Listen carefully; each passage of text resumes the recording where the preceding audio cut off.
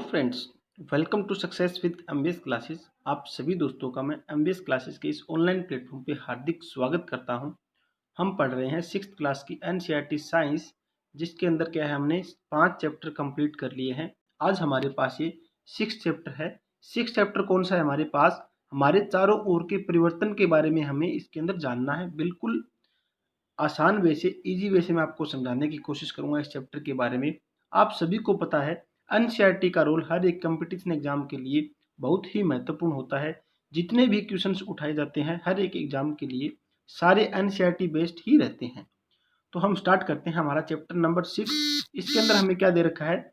इसके अंदर हमें दिया हुआ है, कल्पना कीजिए कि यदि आपको अपने चारों ओर की किसी भी वस्तु में परिवर्तन करने की कोई जादुई शक्ति अचानक मिल जाए, क्या यह बड़े मजे की बात नहीं होगी?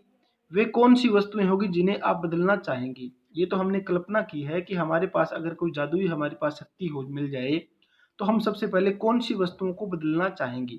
तो हमारे पास जो चारों ओर का परिवर्तन हो रहा है उनके बारे में हम चर्चा करते हैं। इसके अंदर क्या दे रखा है? वास्तव में हमारे पास कोई जादुई शक्ति नहीं होती, सभी को पता है।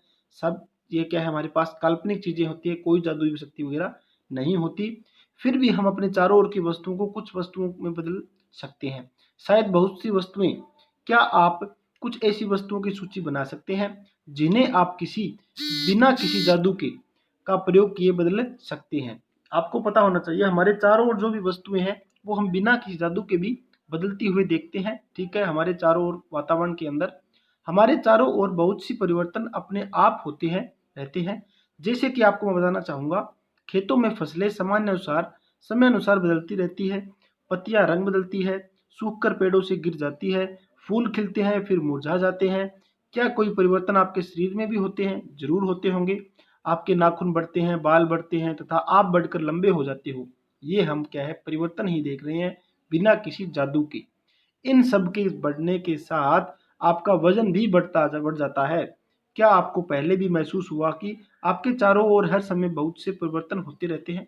क्या आपने पहले कभी ये सोचा था? आगे हम पढ़ते हैं इसके बारे में। क्या कुछ परिवर्तनों को साथ साथ समूहों में रख कर सकते हैं? मतलब हमारे पास जो भी परिवर्तन हो रहे हैं उनको क्या हम समूहों में रख सकते हैं? देखते हैं हम विभिन्न प्रकार के परिवर्तनों को समूहों में कैसे रख सकते हैं। इनमें यदि कोई समानता हमें मिलेगी फिर भी हम क्या है, इनको समूहों में रख सकते हैं अगर हमें इनके अंदर समानता मिलती है तो।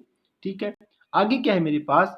क्या सभी जो परिवर्तन हो रहे हैं सदैव उत्क्रमित किए जा सकते हैं? ठीक है, इनके बारे में हम पढ़ते हैं। सबसे पहले हमारे पास क्रियाकलाप नंबर 1 के बारे में हम पढ़ते हैं। एक गुब्बारा लीजिए और उसे फुलाइए, सावधानी बरतें कि वह फट ना जाए। ठीक है, गुब्बारा का आकार एवं आवाज बदल गया है। इनका जो गुब्बारा इसने फुलाया था, ठीक है, तो हमारे पास गुब्बारे का जो आकार और आमाप है वो बदल जाता है। अब उसकी हवा निकाल दे, हवा निकालने के बाद क्या है, वो बिल्कुल उसी शेप में लगभग आ जाता है। क्रियाकलाप 2 के अंदर क्या है? एक कागज का टुकड़ा ले, उसे चित्र 6.2 के अनुसार मोड़े। चित्र 6.2 में आपको दिखाना चाहूंगा, ये मेरे पास चित्र 6.2 है जो कि आपको दिखाई दे रहा है। कागज के टुकड़े को हम मोड़ेंगे, इससे आप कागज के टुकड़े का खिलौना हवाई जहाज में परिवर्तन हो गया है। ठीक है, अब हमने इसके अंदर परिवर्तन कर दिया। आपको इस हवाई जहाज को कुछ समय तक उड़ाने में बहुत मजा आएगा। यदि आप थक जाए तो उसे कागज को पुनः सीधा कीजिए। ठीक है, कागज हमारा पुनः सीधा हो जाएगा और अपनी पहले की जो स्थिति है उसके अंदर आ जाता है। क्रियाकलाप 3 के अंदर क्या है हमारे पास? गूंथे हुए आटे की एक लोई बनाइए, इससे रोटी बेलने की कोशिश कीजिए। शायद आप इसके आकार से खुश न हो तो इस रोटी को दोबारा लोई में परिवर्तित करना चाहेंगे। ये भी हम परिवर्तन कर रहे हैं इसके अंदर। तो हमने यहाँ पर क्या देखा? क्रियाकलाप 1, 2, 3 में जो 3 परिवर्तन आपने देखे हैं इनके बारे में सोचिए। उनमें एक जैसा क्या है ये आपको अनुभव करना है। इनमें एक जैसा हमें क्या नजर आ रहा है? क्या यह संभव है कि गुब्बारा अपने पूर्व आकार और आमाप में वापस आ जाएगा? क्या कागज आमाप पहले और हवाई जहाज बनने के बाद समान है, एक जैसा आमाप रहेगा? क्या गूंथे हुए आटे से पुनः लोई बनाना संभव है? क्या हम ये सोच सकते हैं? आगे क्या है मेरे पास? आपने क्या निष्कर्ष निकाला? क्या इन तीनों क्रियाकलापों में यह संभव है कि जिस पदार्थ से यह क्रियाकलाप प्रारंभ किया था उस पदार्थ को वापस पाया जा सकता है? क्या ये संभव है या नहीं? यदि हाँ, तो इसका मतलब है कि जो परिवर्तन इन क्रियाकलापों में हो रहे हैं उन्हें पुनः पूर्व स्थिति में लाया जा सकता है। ठीक है, आइए इन्हीं क्रियाकलापों को कुछ अलग ढंग से हम करके देखते हैं, फिर देखते हैं इनको हम क्या पुनः उसी स्थिति में लेकर आ सकते हैं या नहीं। अब हमारे पास क्रियाकलाप नंबर 4 है। उसी गुब्बारे को लेंगे हम, लेने के बाद उसके पूरे आमाप में फुलाएंगे हम, मुंह से पतले धागे से उसको कसकर बांध देंगे, नुकीली सुई उसके ऊपर चुभाने की कोशिश करेंगे तो हमारा गुब्बारा फट जाएगा। वो गुब्बारा तो फट गया, ये तो फटेगा गुब्बारा। फिर क्या है हमारे पास दूसरा क्रियाकलाप क्या है, वही कागज का टुकड़ा लेना है। क्रियाकलाप 2 में जो हमने प्रयोग किया था, हवाई जहाज, एक चित्र उसके ऊपर बनाना है कागज के टुकड़े के ऊपर। ठीक है, चित्र बनाने के बाद उसकी बाहरी रेखा के साथ काट देंगे तो क्या दोबारा हम उसी जहाज को उस कागज के अंदर समा सकते हैं? ये भी आप सोचने वाली बात है। तीसरा जो हमने क्रियाकलाप किया था, अब हमारे पास ये छठा क्रियाकलाप है। इसके अंदर गूंथे हुए आटे की लोई ली थी हमने, उसके अंदर रोटी को बेले तवे पर सेकने की कोशिश करेंगे। यदि आपने यही वही 3 प्रश्न पूछे जाएं कि जिनके उत्तर आपने क्रियाकलाप 3 करने के बाद देखे थे, तो हमारे पास क्या होगा, तो इस बार उस उनके उत्तर क्या होंगे हम देखते हैं कि जो परिवर्तन क्रियाकलाप 4, 5, 6 में हुए हैं उनको वापस नहीं किया जा सकता। क्या हम रोटी जो हमने बेली है, ये हमने सेक रखी है, क्या इसकी हम दोबारा क्या लोई बना सकते हैं? नहीं बना सकते। ठीक है, तो यही बात यहाँ पर ये सिखाने की कोशिश कर रहे हैं। आप पेंसिल और रबड़ का प्रयोग करते हैं, इसके बार बार उपयोग करने से इसके आकार व माप में परिवर्तन हो जाता है। क्या इस परिवर्तन को, जो हमारे पास परिवर्तन हो रहा है, उस परिवर्तन को हम उल्ट सकते हैं? क्या दोबारा जो हमारे पास पेंसिल और रबड़ है उससे दोबारा हम रबड़ या पेंसिल बना सकते हैं क्या? आपने कुम्हार को अपने चाक पर काम करते हुए जरूर देखा होगा, वह मिट्टी के ढेर को बर्तनों में बदल देता है। क्या यह परिवर्तन उत्क्रमित किया जा सकता है? क्या दोबारा उत्क्रमित कर सकते हैं क्या इनको हम? वह अब मिट्टी के बर्तनों को भट्टी में सेकता है, क्या अब इस परिवर्तन को उत्क्रमित किया जा सकता है? ठीक है, तो ये बातें हम सीख रहे हैं इस चैप्टर के अंदर परिवर्तन के बारे में।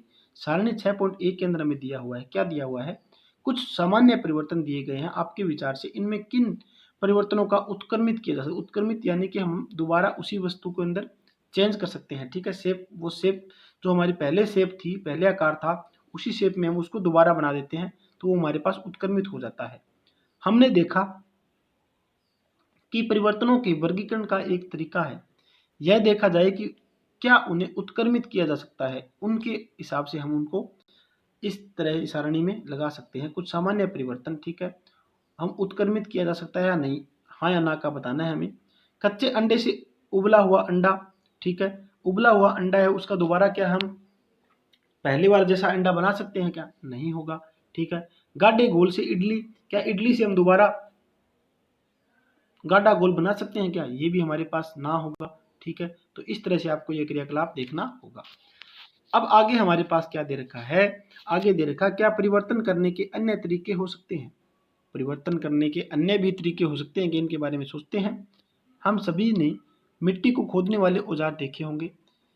क्या आपने इन औजारों में देखा है कि लोहे के फलक को कैसे एक लकड़ी के कत्थे पर जड़ दिया जाता है? ठीक है, जो कि सारे लोहे के जो मेरे पास फलक है इनको अलग अलग आकार में बनाया हुआ है। ठीक है, तो हमारे पास लोहा तो सिर्फ एक है, उनको अलग अलग आकार में बना रखा है इसके अंदर।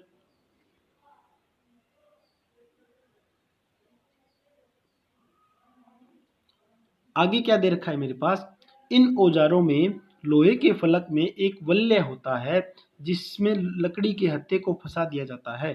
साधारणतः इस वल्य का आमाप लकड़ी के हत्थे के घेरे से थोड़ा छोटा होता है। हत्थे को वल्य में फंसाने के लिए वल्य को गर्म करते हैं जिससे उसका आकार बड़ा हो जाता है, फैल जाता है। ठीक है, अब हत्था आसानी से इसमें जड़ दिया जाता है। इस वल्य को ठंडा होता है तो सिकुड़ जाता है और हत्थे पर कस जाता है। ठीक है, हत्थे के अंदर बिल्कुल अच्छी तरह से फिट हो जाता है।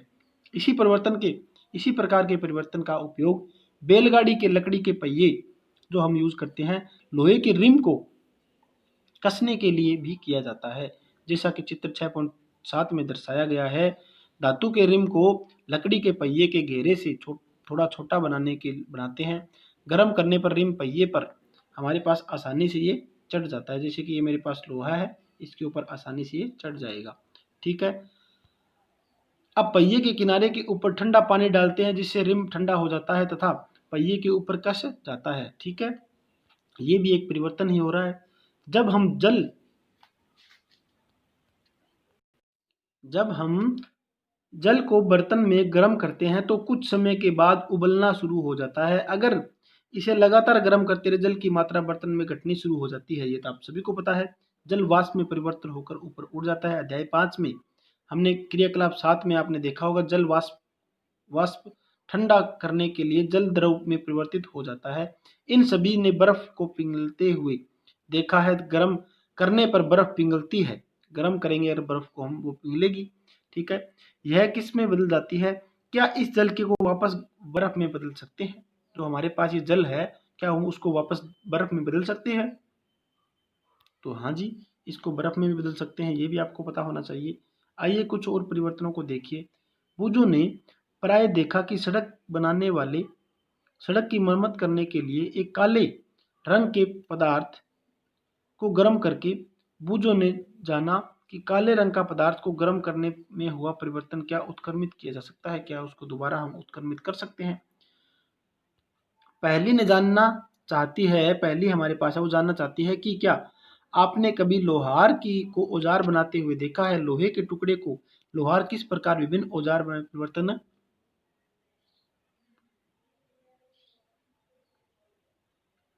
परिवर्तित कर देता है। लोहे के टुकड़े को जब गर्म करते हैं तब वह लाल न हो जाए, जब तक यह मुलायम हो जाता है तब तक उसको पीट कर इच्छानुसार औजार का आकार दिया जाता है। गर्म करने पर लोहे में क्या परिवर्तन हुआ, ये भी आपने देखा होगा। क्रियाकलाप 7 के अंदर क्या है? एक छोटी मोमबत्ती लेकर उसकी लंबाई स्केल से मापे, इसे उस एक उचित स्थान पर रखकर जला दें उसको। कुछ समय तक इसके जलने दें। मोमबत्ती को बुझा देंगे तथा पुनः उसकी लंबाई हम मापेंगे तो लंबाई हमारे पास कम हो जाएगी मोमबत्ती की। क्या मोमबत्ती की लंबाई में परिवर्तन को उत्क्रमित किया जा सकता है? क्या हमारे पास मोमबत्ती के अंदर जो लंबाई थी वो कम हुई है, क्या हम दोबारा उसको सेम पहले वाले आकार में बना सकते हैं? यदि हम कुछ मोम बर्तन में लें और गर्म करें, क्या इस परिवर्तन का उत्क्रमित किया जा सकता है? तो ये अलग अलग हमारे पास परिवर्तन हो रहे हैं। आगे मेरे पास क्या दिया हुआ है? क्रियाकलाप 7 को धूप बत्ती से दोहराइए। ठीक है, जो क्रियाकलाप हमने 7 किया है अभी, ये वाला जो क्रियाकलाप हमने किया है मोमबत्ती वाला, इसके अंदर क्या है, हम धूप बत्ती यूज करते हैं। ठीक है, धूप बत्ती दोहराइए जब तक यह पूरी तरह से जले, प्रतीक्षा करें। धूप बत्ती में क्या परिवर्तन दिखाई दिया? धूप बत्ती जलने पर कुछ नए पदार्थ बनाती है। ये कुछ राख और गैस के रूप में है। हम इन गैस को देख तो नहीं सकते, परंतु उनकी मन भावना सुगंध के कारण उनको महसूस कर सकते हैं। क्या इस परिवर्तन को उत्क्रमित किया जा सकता है? इसी प्रकार माचिस की तिल्ली में क्या परिवर्तन हुए जिसे मोमबत्ती को जलाने में उपयोग किया था? ठीक है, अभी तक हमने परिवर्तनों को नियत वस्तुओं या इनके पदार्थ पर देखा है। जब दो पदार्थ एक मिश्रण के रूप में हो तब होने वाले परिवर्तन किस प्रकार होंगे? अध्याय 4 में हमने क्या देखा था? हमने नमक के घोल जल में घोला था। क्या आपके अनुसार उस समय जल या नमक में कोई परिवर्तन हुआ था? उसके अंदर आपने परिवर्तन देखा होगा। क्या इस परिवर्तन को उत्क्रमित करना संभव है? अध्याय 5 के क्रियाकलाप में हमने नमक के विलयन को गर्म करके नमक प्राप्त किया था। इस प्रकार क्या हम यह कह सकते हैं कि नमक को पानी में घोलना से परिवर्तन को उत्क्रमित किया जा सकता है? कि अलग अलग हमारे पास क्या है, ये पदार्थ हैं जिनको हम क्या दोबारा हम वापस उसी शेप में ला सकते हैं क्या? इनके बारे में इस चैप्टर के अंदर पूरा बताया हुआ है। पहली ने पूछा कि क्या आपने